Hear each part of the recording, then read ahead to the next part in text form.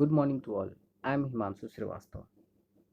Today we'll study the story The Sound of Music Part 2, that is about Bismillah Khan, Sahnai of Bismillah Khan. So let's start the chapter.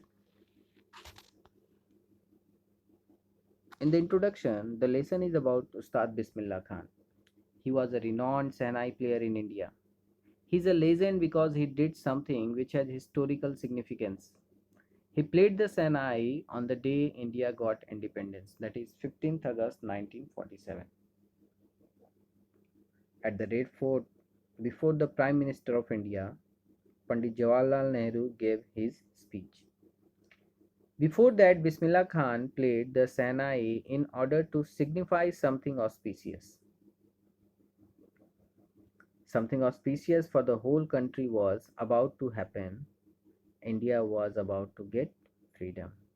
And so on that occasion, Bismillah Khan played the Sahnai, and so he is a legend. Now coming to the story.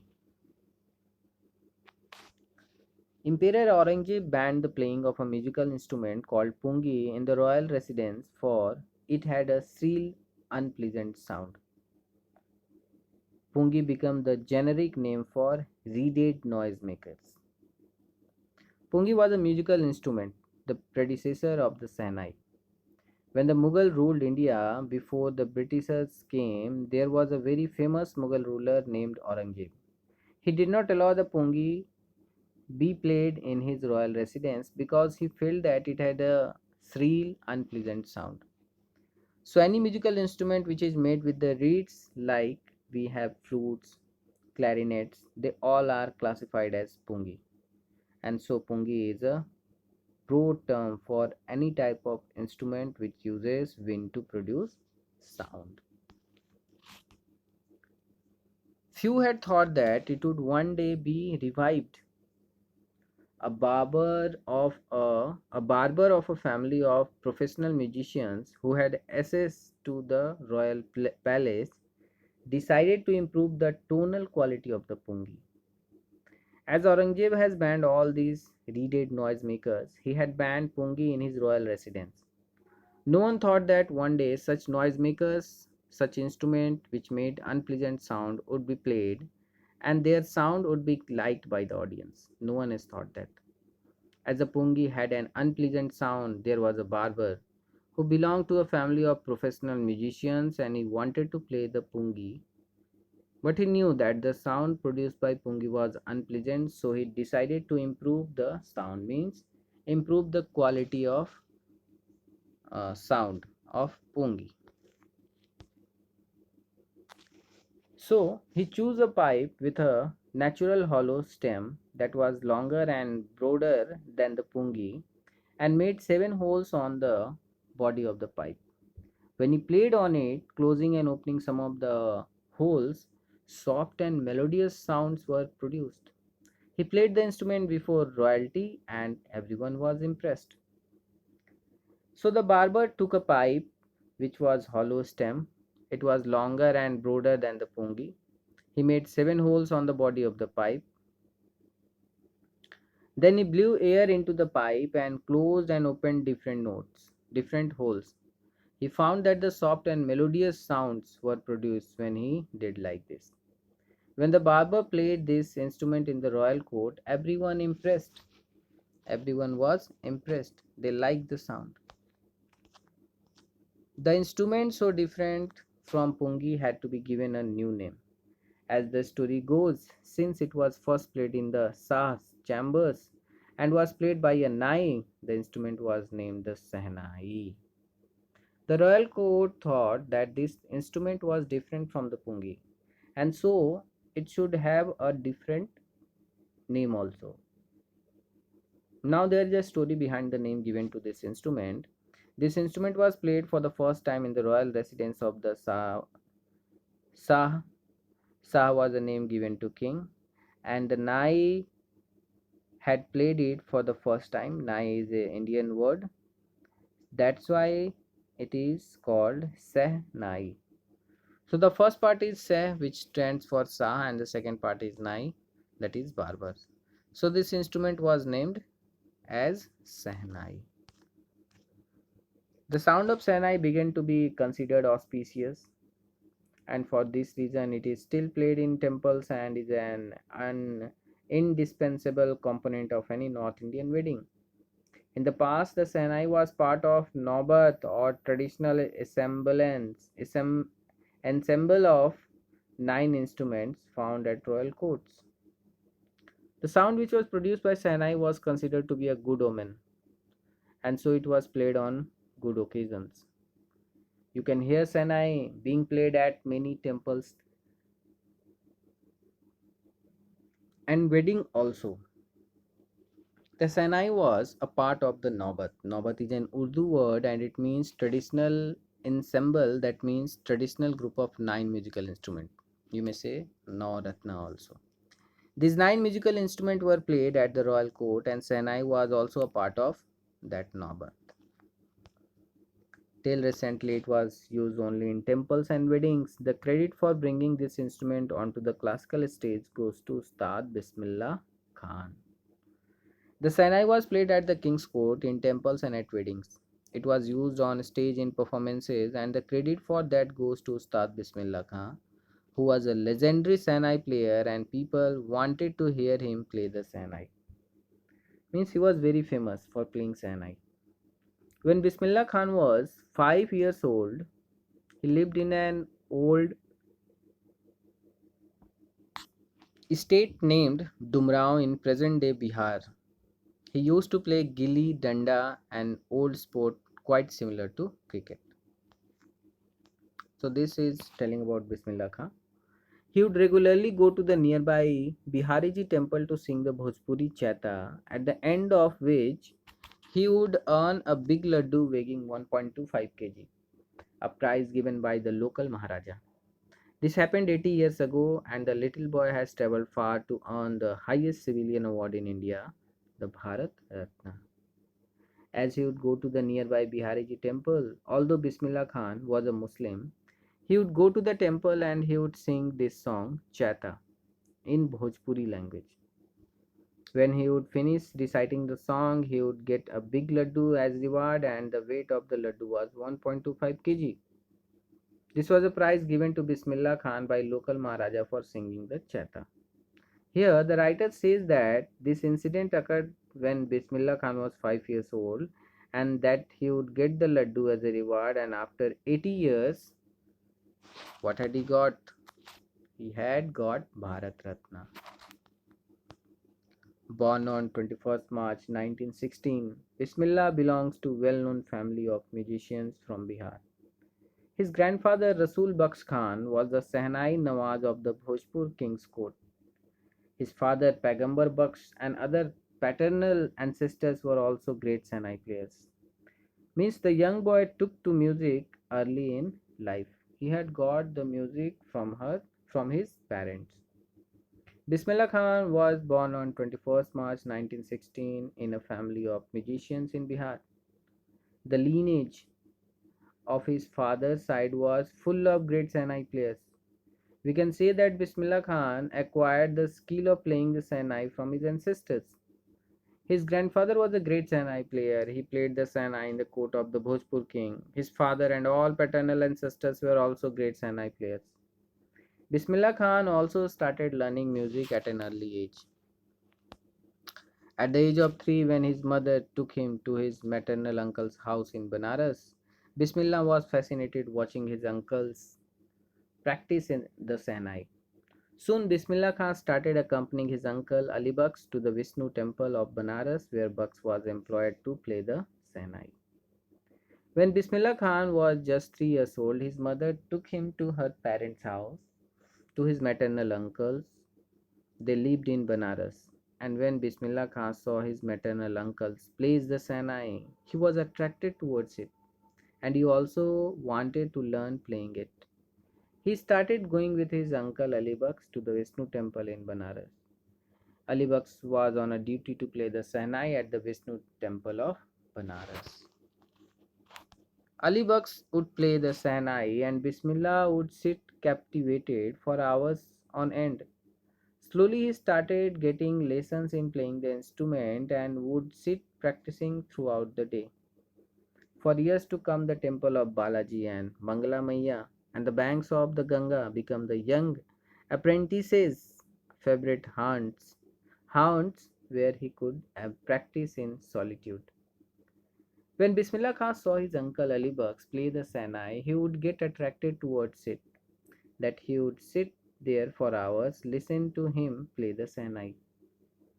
Gradually, Bismillah Khan also started learning playing the Sanai and he would practice throughout the day.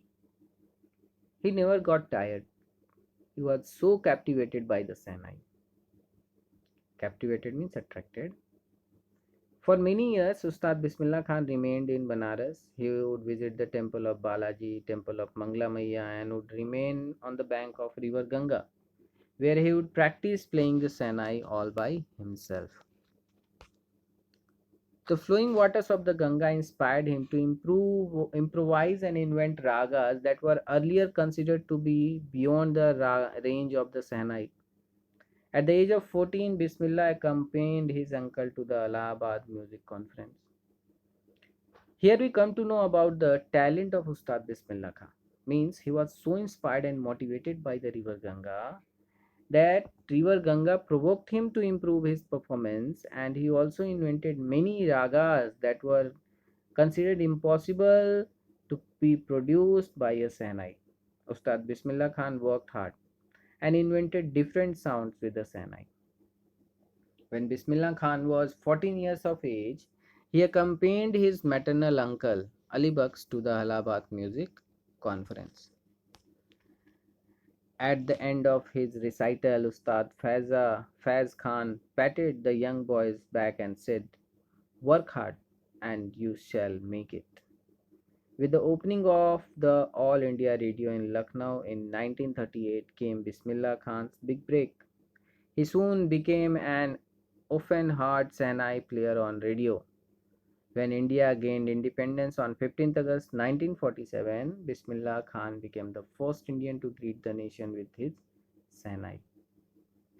Means he was Ustad Faiz Khan. When he heard the Sahnai played by Bismillah Khan, he was impressed by his performance and said that if he would work hard like that, he would make a name in the field of music.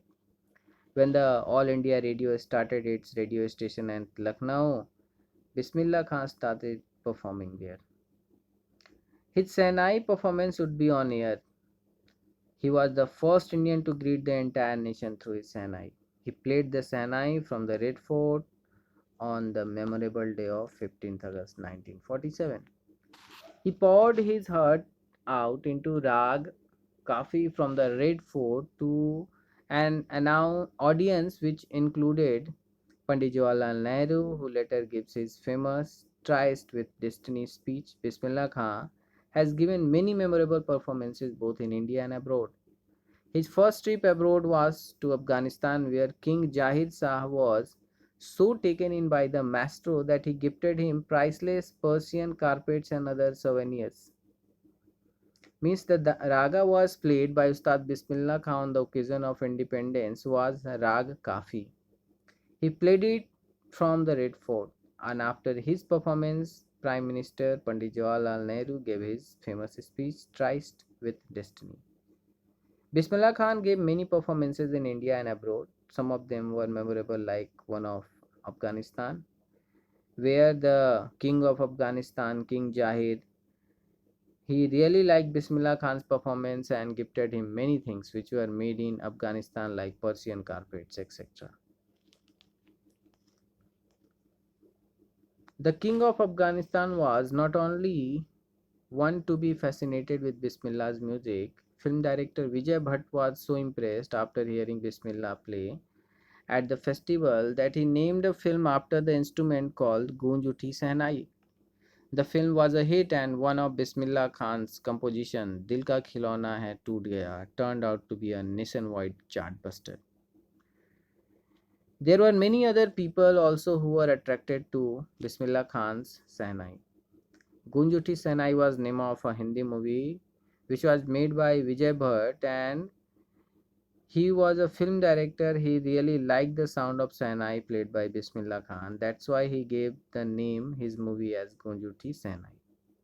And there was a song in the movie Gunj Uthi Sahnai named Dil Ka Khilona Hai Toot Gaya, and it was composed by Ustad Bismillah Khan, which and the song became a chartbuster.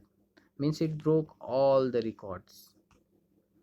Despite this huge success in the celluloid world, Bismillah Khan's ventures in film music were limited to two: Vijay Bhatt's Gunjuti Sainai and Vikram Srinivas' Kannada ventures, Sanadhi Apana. Celluloid means old fashioned way of referring to film. His song was chartbuster. He got a lot of success in this film, but he composed music for two films only.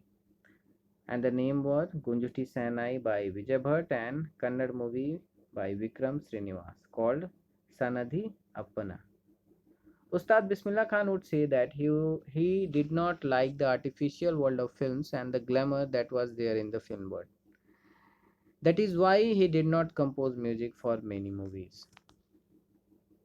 Awards and recognition came thick and fast. Bismillah Khan becomes the first Indian to be invited to perform at the prestigious Lincoln Center Hall in the United States of America. He also took part in the World Exposition in Montreal, in the Cannes Art Festival, and in the Osaka Trade Fair. So well known did he become internationally that an auditorium in Tehran was named after him, Tahar Mosque Ustad Bismillah Khan. So he was very famous all over the world. National awards like the Padma Shri, Padma Bhushan, and Padma Vibhushan were conferred on him. With the coveted award resting on his chest and his eye glinting with rare happiness, he said, "All I would like to say is teach your children music. This is Hindustan's richest tradition." Means he was very happy because his hard work had been recognized and he gave an important message to the country. He told all the Indians to teach music to their children because music is the richest tradition of India. He said that even the Western countries wanted to learn Indian music. In spite of having traveled all over the world, Khan Sahib, as he is fondly called, is exceedingly fond of Banaras and Dumrao, and they remain for him the most wonderful towns of the world. A student of his once wanted him to head a Sahnai school in the USA, and the student promised to recreate the atmosphere of Banaras by replicating the temples there. But Khan Sahib asked him if he would be able to transport river Ganga as well.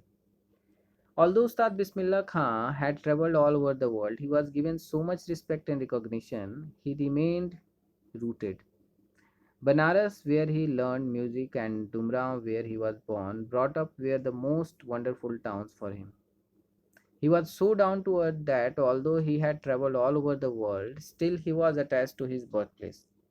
There was a student of Ustad Bismillah Khan and he wanted the Ustad Bismillah Khan should set up a Sahnai school in USA. He also promised that he would create the temple of Banaras in America as he would miss it. But Ustad Bismillah Khan was attached to river Ganga also. So he asked the student that if he would transport river Ganga to America. He wanted to say that he could not leave India. He was attached not only to the temple of Banaras but also to the holy river of Ganga.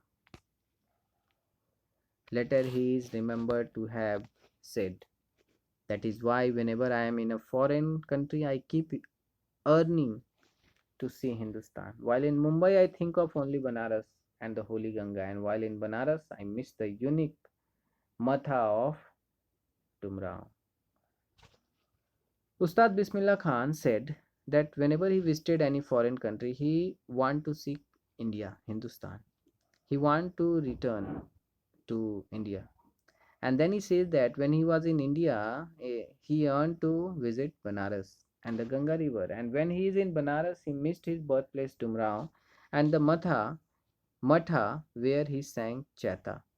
and was rewarded with the laddu of 1.25 kg weight by the Maharaja. Ustad Bismillah Khan passed away on 21st August 2006 at the age of 90 after a prolonged illness.